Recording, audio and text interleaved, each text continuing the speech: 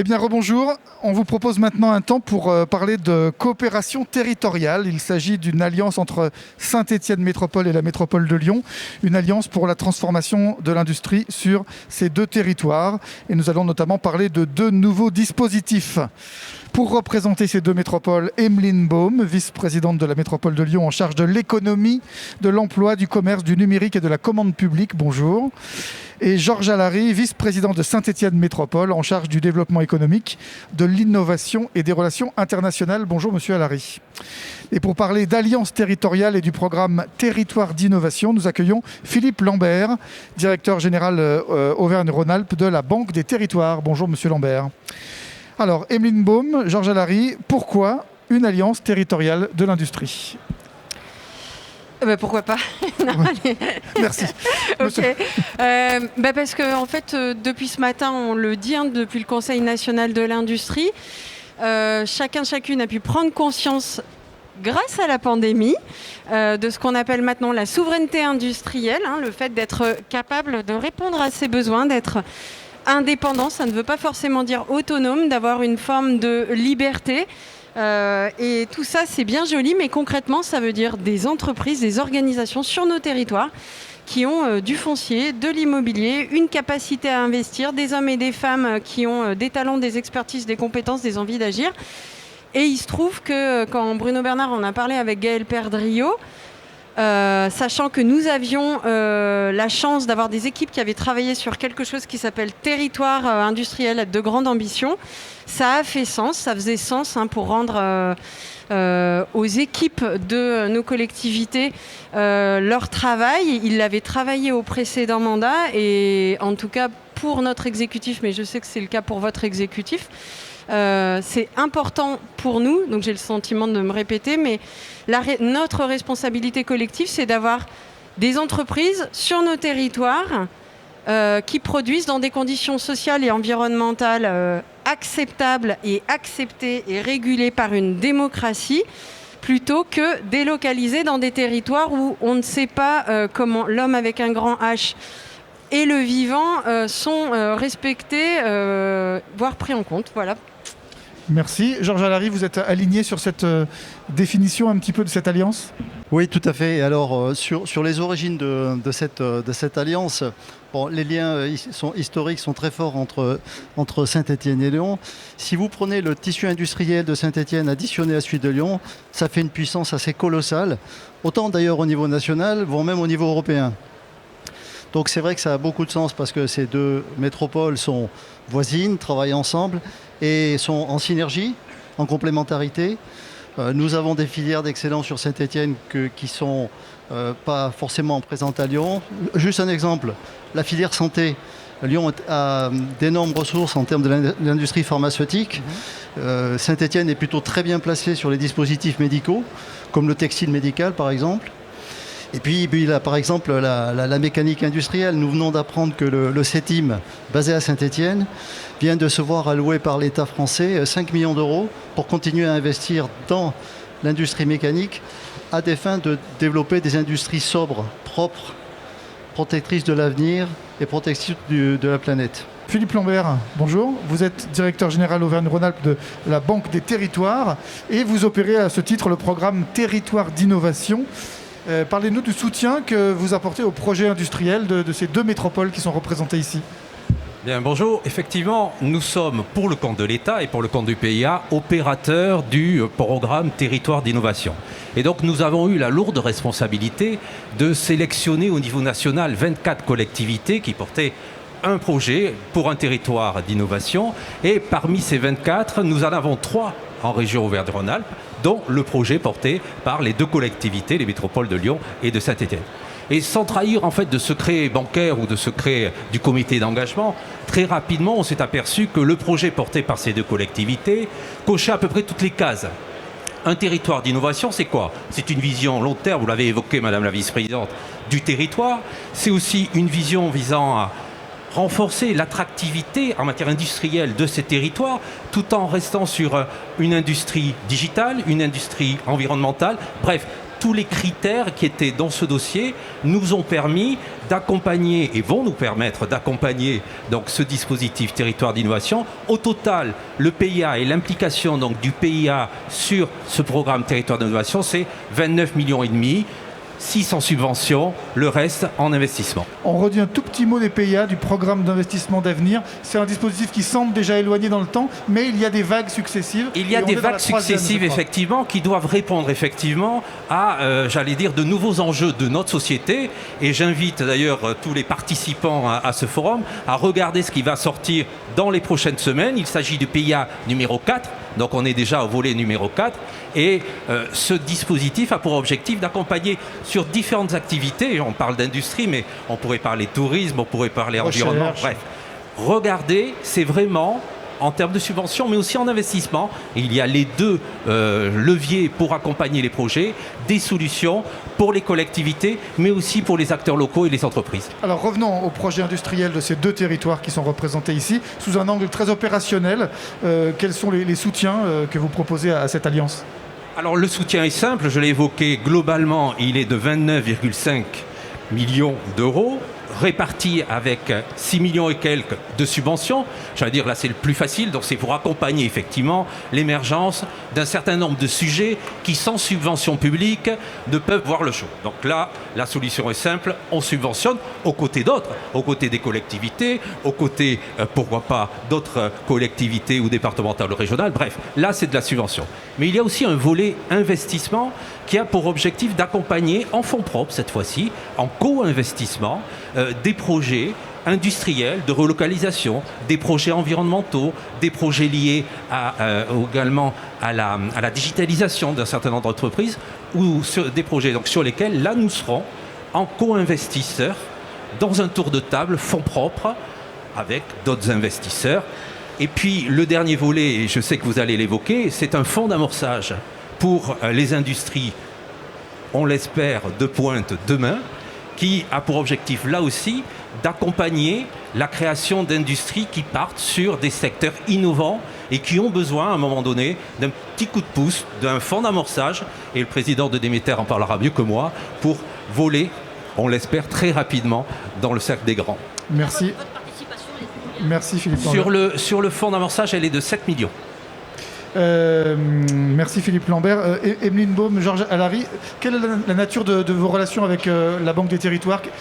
Comment vous discutez avec eux ? Comment vous définissez des priorités, des chemins ?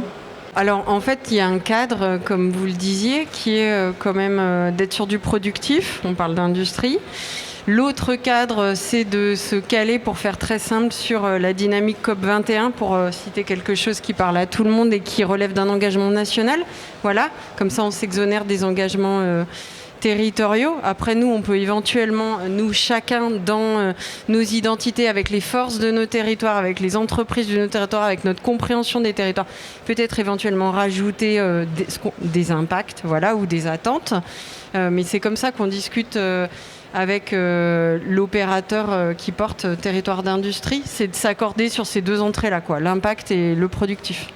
Très bien. Merci beaucoup Philippe Lambert. Je vous invite à laisser votre place à monsieur Stéphane Villekroz, puisqu'on va maintenant parler du fonds d'amorçage dont vous nous avez déjà dit quelques mots. Il a été annoncé au printemps dernier, ce fonds d'amorçage. Et Stéphane Villekroz, bonjour. Vous êtes chez Demeter Partners et Demeter Partners opère ce fonds. Guillaume Armanet aussi peut-être est ici. Monsieur Armanet de GRDF, non ? Il est là. Monsieur Armanet, venez vous asseoir à côté de monsieur Villekroz. Vous êtes directeur client Auvergne-Rhône-Alpes de GRDF et vous avez investi dans ce fonds. Emeline Baume et Georges Allary, les présidents des deux collectivités ont annoncé ensemble, en mai dernier, le lancement de ce fonds d'amorçage industriel à impact environnemental et à impact social. C'est très important. Est-ce que vous pouvez nous dire où est-ce qu'on en est aujourd'hui, 6 septembre 2021 ? Georges Allary. Aujourd'hui, nous en sommes dans une belle opération de communication, puisque effectivement, après que les présidents des métropoles aient communiqué avant l'été sur la création de ce fonds, là, l'idée aujourd'hui, c'est de communiquer pour aller chercher des partenaires. Bien sûr, c'est une opération publique-privée. Et aujourd'hui, il y a un certain nombre de contacts avec des industriels locaux qui souhaitent investir à nos côtés Bon, je rappelle l'idée quand même de ce fonds d'amorçage, c'est quand vous êtes une start-up ou vous sortez d'un incubateur, vous avez commencé à tester un marché, vous avez fait la preuve de concept, et puis il se pose un certain nombre de questions comme où est-ce que je vais pouvoir sous-traiter mes premiers produits, comment est-ce que je vais faire le scale-up, l'extrapolation, enfin, il y a un certain nombre de points critiques qui arrivent là, avant de passer à la phase d'industrialisation, où là, à nouveau, les fonds privés reviennent. Donc l'idée de ce fonds, c'est justement dans cette période très critique, d'être capable de soutenir des projets sur lesquels nous sommes d'accord, et d'être présent avec les différents niveaux de participation qui ont été évoqués auprès de ces industriels pour franchir des paliers. La démarche des collectivités aux côtés de la Banque des Territoires et donc des industriels pour qui, parce que du coup on est là pour parler de ça, pour qui ça fait sens d'être dans cette communauté d'acteurs pour le productif pour nos territoires, c'est d'y aller en fonds propres avec un retour sur investissement certain, mais qui est sur du beaucoup plus long terme, 8, 10, 12 ans, à l'inverse de ce qu'on peut trouver quand on est dans le monde des jeunes entreprises innovantes, pour pas dire start-up. Voilà. La différence, c'est qu'on se met à plusieurs autour de la table pour dire oui, on investit, on rentre au capital, on vous aide en fonds propres, parce qu'on veut que vous produisiez ici et maintenant, et que la transformation de l'industrie, elle se fasse ici et maintenant, et pas juste d'avoir la bonne idée, le talent, parce qu'on a quelque chose que Georges Allary et moi, on n'a pas dit, c'est qu'on est quand même sur un territoire, il y a énormément d'enseignement supérieur et de recherche, donc il y a énormément de pépites, énormément éventuellement de très bonnes idées, mais que les très bonnes idées, elles peuvent vite se faire capter et partir comme d'habitude, ou comme trop souvent à l'autre bout du monde. Donc c'est pour ça que je reviens sur cette notion de responsabilité, et je remercie infiniment les acteurs industriels qui vont prendre cette responsabilité avec nous. Je pense à GRDF qui vient à nos côtés, mais il y en a d'autres, et comme le disait Georges Allary, là on est dans le moment du tour de table qui avance, et vous comprendrez aisément qu'on ne peut pas lister tout le monde. Pourquoi ? Parce que y a des moments de discussion pour voir, voilà, tu mets combien ? 1, 2, 3, 4, 5 millions. En tout cas, le sens, il est là, de faire communauté pour le productif. Merci. Stéphane Villecroze, rappelez-nous quel est votre métier chez Demeter et pourquoi vous vous êtes positionné pour opérer ce fonds. Bonjour, donc notre métier en fait c'est de gérer de l'argent qui nous est apporté par des investisseurs tiers, qui sont des institutionnels et des industriels et des entrepreneurs. Et parmi ces institutionnels, des collectivités, j'y reviendrai. Et notre métier c'est d'investir en fonds propres, c'est-à-dire en actions dans des entreprises non cotées, qui sont soit des start-up, soit des PME, soit des projets en infrastructure. Et une des spécificités de Demeter, c'est qu'on investit uniquement dans le secteur de la transition écologique, qui est un secteur assez vaste. Mais parmi les 180 sociétés qu'on a accompagnées depuis notre création, 2 tiers sont industriels. Et donc c'est là qu'on retrouve effectivement on évoquait tout à l'heure le rapport entre transition écologique et industrie. En fait, ce rapport, il existe depuis longtemps et il s'accroît pour les raisons qu'on évoquait en termes de crise sanitaire, en termes de nécessité d'avoir une industrie forte. Et donc on était naturellement candidat à cet appel à manifestation d'intérêt qui a été initié par les 2 collectivités, sur lequel il y avait une certaine compétition, je dois dire, parce qu'évidemment c'est un projet assez enthousiasmant et c'est toujours pertinent, disons, de travailler sur ces thématiques avec une approche territoriale, puisque c'est là qu'en fait on ressent les enjeux de la transition écologique, c'est là aussi que naissent souvent les solutions. Et sur la partie création d'emplois et initiative et innovation industrielle, c'est aussi dans les territoires que les choses se passent. Alors, peut-être qu'on pourrait revenir sur ce que ça veut dire un fonds d'amorçage et comment c'est doté. C'est-à-dire que moi, quand on m'annonce que les métropoles vont doter un fonds d'amorçage de tant de millions d'euros, je pense qu'il y a des sous qui arrivent et qu'il n'y a plus qu'à les dépenser. Et en fait, c'est pas vrai du tout. Il faut trouver encore plus de sous parce que ça ne peut pas être un fonds complètement public. Alors en fait, quand on parle des montants investis dans un fonds, on parle d'engagement en réalité. Et les équipes d'investissement vont appeler l'argent auprès des gens qui se sont engagés au fur et à mesure des investissements, accompagner les entreprises dont on devient actionnaire par le fonds pendant quelques années. Alors effectivement, un amorçage, c'est de l'investissement plutôt long terme, parce qu'il faut le temps de franchir un certain nombre d'étapes, de dépasser la preuve de concept, de gagner ses premiers clients, de changer d'échelle, de partir à l'international. Et l'idée, c'est de convaincre un certain nombre d'autres investisseurs potentiels de rejoindre les sponsors du fonds, qui sont les 2 métropoles et effectivement la Banque des Territoires, pour compléter un tour de table qui sera majoritairement privé. Ça, c'est le cas de tous les fonds que nous gérons. Donc effectivement, on a la chance d'avoir le soutien de GRDF d'ores et déjà, mais aussi de Caisse d'Épargne Rhône-Alpes, aussi de IFP Énergie Nouvelle, et probablement bientôt dans les prochains jours ou semaines de quelques autres investisseurs institutionnels ou industriels. Qu'est-ce que ça représente pour vous, pour votre métier, de compter des collectivités dans un fonds, même si elles sont nécessairement minoritaires, et surtout, est-ce que c'est leur rôle ? Alors, moi, je pense que c'est leur rôle parce qu'effectivement, on a cette expérience avec Région Grand Est, Région Nouvelle-Aquitaine, la ville de Paris sur Paris Fonds Vert, qui est un petit peu connue également. Et en fait, ce dont on se rend compte, c'est d'abord, comme je le disais, les enjeux de transition écologique qui sont locaux. Et les solutions, elles sont en grande partie initiées localement. Donc, de toute façon, les collectivités ont vraiment leur rôle à jouer et doivent s'en saisir. Mais à l'usage, si je puis m'exprimer ainsi, la relation qu'on construit avec ces investisseurs-là, elle est également ultra pertinente. C'est-à-dire que quand vous êtes à la tête d'une grande ville, d'une métropole, d'une région, comme vous voyez en permanence ces enjeux devant vous, comme vous êtes sollicité en permanence par les citoyens, par les entreprises, les avis que ces collectivités peuvent exprimer sur les dossiers qu'on envisage de réaliser, ils sont souvent ultra pertinents. Et donc ça nourrit vraiment, au même titre que les industriels, par exemple, qui sont autour de table du fond, ou des institutionnels un peu sectoriels qui connaissent bien la transition écologique ou l'industrie, ça nourrit vraiment l'équipe d'investissement pour faire les meilleures décisions possibles en termes d'accompagnement des boîtes.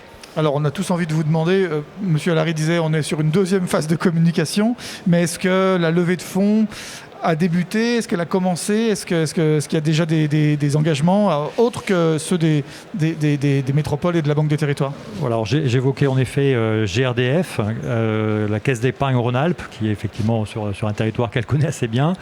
IFP Énergie Nouvelle, qui, comme son nom l'indique, est aussi très impliqué dans les sujets de transition écologique et sous de multiples facettes.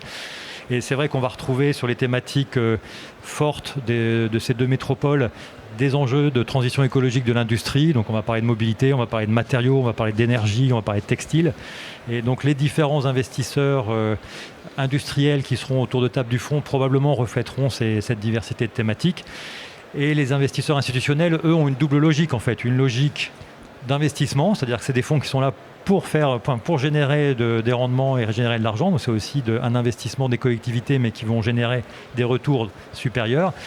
Et aussi pour investir dans cette transition écologique, parce que pour eux, c'est un enjeu important. C'est-à-dire qu'ils ne se voient plus investir dans des sociétés qui ne cochent pas des cases ESG. Bien sûr. De manière générale, indépendamment du fonds. Guillaume Armanet, vous êtes de GRDF. Moi, je connais GRDF qui distribue mon gaz dans mon appartement.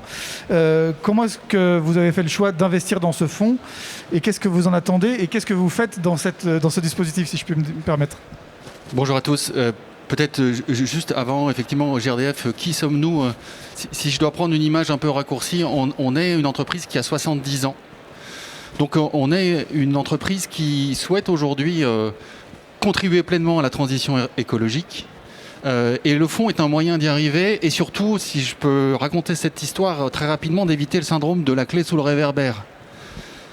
Nous sommes en train de transformer le réseau de gaz naturel et de distribuer demain 30% de gaz renouvelable et à horizon 2050, 100% de gaz vert dans les réseaux. C'est pas rien, c'est la 3e révolution glaciaire en France en 70 ans. Et du coup, pour ce faire, le train est lancé, la dynamique est lancée. On veut éviter ce syndrome de la clé sous le réverbère qui est que... vous connaissez cette histoire d'un homme qui cherche sa clé, il est sous le réverbère et puis un autre passe, le voit pendant de longues heures et se dit mais elle n'est pas là votre clé. Et l'homme répond mais elle n'est pas là mais moi je vois ici. C'est ici que j'ai de la lumière. Nous, acteurs du territoire, on est extrêmement présents sur Lyon et sur Saint-Étienne avec 400 collaborateurs, avec 30 millions d'investissements chaque année sur la sécurité. On est en train de transformer avec la région, avec les métropoles, cet effort sur la transition écologique, avec de la mobilité propre. On est très lié dans notre contrat de concession autour de la mobilité propre. Aujourd'hui, on a 50 bus qui roulent au bio-GNV, donc du GNV issu de la méthanisation de déchets et de stations d'épuration comme la Fessine ou comme... Furania à Saint-Étienne. Et donc, on est en train de transformer finalement le carburant. On est en train d'accompagner les métropoles sur la transition de chaudières fuel vers des chaudières qui polluent moins au gaz naturel. Et puis, on est très engagé dans la méthanisation pour créer ce gaz énergie renouvelable. On ne le fera pas seul et on a besoin de soutenir avec les territoires. On est très engagé dans les territoires depuis 70 ans, de soutenir finalement tout un écosystème qui est en train de monter. Comment on le fait ? Eh bien, notre contrat avec Lyon Métropole, par exemple, finance des actions en faveur de la qualité de l'air et du climat, mais prévoit aussi que 1% du chiffre d'affaires de notre contrat régional soit fléché directement vers des dispositifs innovants sur le territoire en faveur de la transition énergétique. Ça veut dire que concrètement, il y a 5 millions d'euros qui vont être présents pour accompagner tout cet écosystème sur le territoire, parce que on n'ira pas tout seul et on a besoin de faire grandir autour de nous des entreprises de la transition écologique. Merci Monsieur Armanet. Et pour terminer, Monsieur Villecroze, on a parlé du fonds, de la dotation, comment on récupère des sous. Mais est-ce qu'on a déjà des entreprises qui sont candidates au financement ? Est-ce qu'on a déjà une typologie ? Est-ce que... Voilà, c'est pas la question du jour, mais... On a déjà des entreprises candidates dont je ne pourrais pas vous donner le nom malheureusement, parce qu'on n'a jamais le droit de donner les noms. Non, on a déjà une centaine d'entreprises, alors que le fonds n'est pas encore lancé. Mais par exemple, une typologie... C'est vrai que ça correspond à une vraie attente, c'est-à-dire qu'il y a... Des secteurs. Alors, donc, des startups, très early stage, comme on dit en bon français chez nous, c'est-à-dire vraiment... peu de temps après la création, très innovante en tout cas. Donc une centaine, comme je le disais. Et les secteurs, on va retrouver ceux que j'annonçais, qui sont des secteurs forts en fait des deux métropoles, du territoire. Donc mobilité, énergie, matériaux, santé. Je vais en oublier, mais ça reflète vraiment la force du territoire aujourd'hui. Mais on investit dans des startups de ces secteurs qui apportent cette dimension impact. Et ça fait partie aussi des critères d'investissement. C'est-à-dire qu'au-delà de l'innovation, au-delà de la pertinence de la croissance, de la valeur et du business de ces sociétés, on regarde aussi ce qu'elles apportent en extra-financier. C'est un détail, mais ça peut compter parfois. À ce jour, dans les démarches territoire d'industrie de grande ambition ou territoire d'industrie, il n'y a pas d'autres collectivités qui ont fait ce choix avec des acteurs privés, je regarde Déméter, mais il n'y a pas d'autres fonds d'amorçage industriel à impact qui existent en France. Donc peut-être qu'on donnera envie à d'autres territoires d'utiliser ce type d'outils quand après peut-être un an et demi de vécu pour voir justement comment ça transforme nos industries. Mais je voulais l'indiquer parce que ça fait aussi une ouverture vers les autres pour coopérer. Merci beaucoup. Oui, Monsieur Allary. Oui, je reviens sur votre question sur la pertinence ou la vocation des métropoles à investir dans des fonds comme ça. Ben oui, c'est tout à fait pertinent. Parce qu'à un moment donné, si les politiques n'ont pas les moyens de montrer qu'ils sont intéressés, qu'ils protègent les entreprises, qu'ils veulent créer sur leur territoire, ça peut rester virtuel. Là, pour le coup, on parle de millions d'euros que nous allons mettre, que nous allons co-investir dans des entreprises que nous aurons sélectionnées et que nous souhaitons accompagner. Donc oui, c'est tout le sens du politique que de passer à l'action. Et rappelons en plus que c'est de l'argent qui va revenir dans les caisses. À la fin, ça mettra du temps si tout se passe bien, etc. C'est pas de la subvention, voilà. Merci beaucoup. Je vous laisse, Monsieur Villecroze, Monsieur Armanet, rejoindre les gradins. Et j'appelle Marc Chassot-Bénet et Florent Monnier, parce qu'on va parler maintenant de la fondation. Et Marc Chassot-Bénet est vice-président de Saint-Étienne Métropole en charge du design, de la culture et du numérique. Et Florent Monnier, vous êtes dirigeant de Thermilion et membre du comité de direction de l'UMM Lyon-France. On avait Bruno Volant tout à l'heure à votre place. Ensemble, on va donc parler de cette fondation qui sera chargée de reconnecter l'industrie aux habitants des deux territoires. Peut-être que Emeline Baume peut en dire un premier mot. Est-ce que vous pouvez nous présenter cet autre dispositif ? Là, il s'agit de repositionner dans l'inconscient collectif, parce que c'est vraiment ça, le fait que les activités productives, ça a du sens. Donc ça participe à la souveraineté, mais la souveraineté, ça ne parle pas forcément à tout le monde. Mais en tout cas, ça a du sens d'être dans le faire, F-A-I-R-E, qu'éventuellement, il y en a autour de chez soi, dans son bassin de vie. Et pour cela, on a besoin d'une diversité d'acteurs qui soient accompagnés par une organisation qui est donc cette fondation que préside Marc Chassot-Bénet pour la reconnexion avec l'industrie. Marc Chassot-Bénet. C'est une très belle introduction, effectivement, ça décrit très bien ce qu'est la Fondation.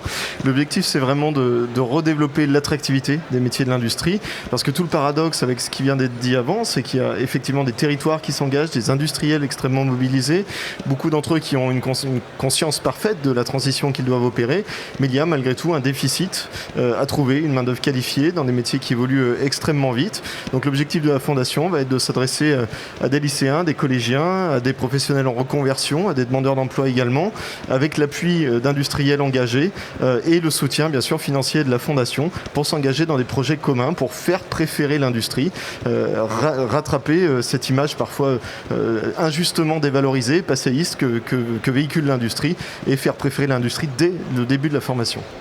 Merci. Florent Monnier, vous êtes dirigeant de Thermilyon et membre du comité de direction de l'UIMM Lyon-France. Et l'UIMM s'associe à ces deux collectivités. Parlez-nous de ce partenariat et de ce que vous en attendez. Depuis quelques années, notre message est assez simple. Citoyennes, citoyens, l'industrie a besoin de vous et vous avez besoin de l'industrie.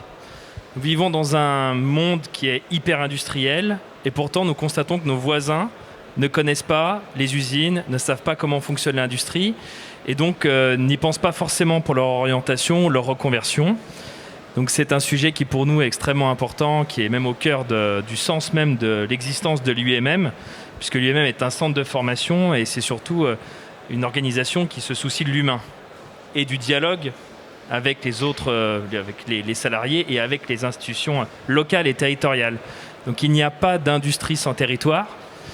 Et le sens de ce partenariat, c'est justement de démultiplier l'action de la Fondation et des territoires vers les citoyens et les citoyennes. Alors comment est-ce que vous allez procéder? Comment est-ce que vous allez la mettre en action? Alors, donc c'est une fondation, donc elle a un statut juridique qui permet une sorte de mécénat qui permet quand même un financement plus facile de ce type d'actions qui ont bien sûr un retour sur investissement de très long terme, voire plutôt social que financier. Et donc il y aura donc 2 appels à projets par an sur des missions de 2 ans. Donc on essaie de construire quelque chose sur le moyen terme. J'espère personnellement que ce seront même des missions qui seront renouvelées parce qu'il faut pas se cacher, il faut une dizaine d'années pour reconstruire un territoire de l'industrie comme on avait il y a encore quelques années. Même question que tout à l'heure avec la Banque des Territoires, Emeline Baume et Marc Chassot-Bénet. Comment est-ce que vous travaillez avec les partenaires de cette fondation pour être sûr qu'elle remplisse les objectifs que vous lui avez assignés? Comme tout à l'heure, en fait, à partir du moment où on est aligné, puisque tout le monde parle d'alignement, à partir du moment où on est aligné sur l'envie d'agir des collectivités, à savoir on parle métier, on parle sens, on parle emploi, on parle activité productive, il n'y a aucune difficulté. On s'est retrouvés là-dessus dans le cadre de cette grande boîte qu'est Territoire d'industrie.